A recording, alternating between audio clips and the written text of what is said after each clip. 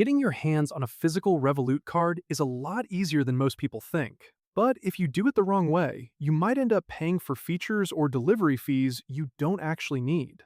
Today, I'm going to walk you through the exact process to get that card into your wallet without any confusion. Stick around until the very end, because I'm going to show you a simple trick to bypass the customization fees that Revolut tries to sneak in, which will save you some extra cash right away. Most people get stuck because they think they can only use the digital version on their phone, or they get overwhelmed by the different card tiers like Plus, Premium, and Metal. The reason Revolut pushes these different cards is that they want to offer you extra perks like insurance or higher withdrawal limits. But if you just need a reliable card for daily spending and ATMs, the standard version is usually more than enough.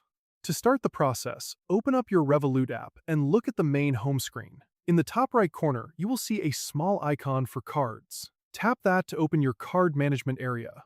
This is where you see any virtual cards you already have, but we want something tangible. Tap the button that says Add New Card. Now, you have to choose between a virtual or a physical card. Select the physical card option. You will see a few different designs. If you swipe through, you'll see the fancy ones tied to paid plans. But if you want to keep it simple, find the standard card. You might see a customizable button here. If you click that, the app lets you draw or add emojis to your card, but keep in mind that this specific tweak usually costs an extra $4. If you don't care about the art, just click on the basic card and hit Get Card. Next, you need to set a 4-digit PIN.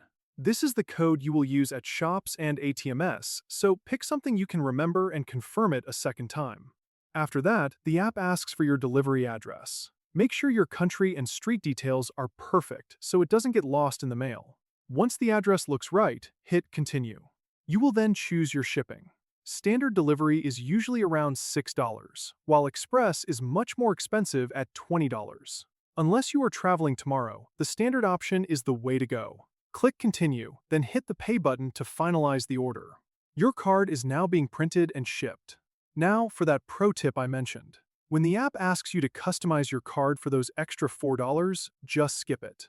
You can actually get a very sleek, professional-looking card for free by sticking to the default design, and you can still add it to your Apple or Google Wallet immediately while you wait for the plastic to arrive. If you want to know how to set up your spending limits to keep that new card safe, you should definitely watch my guide on Revolut's security settings next.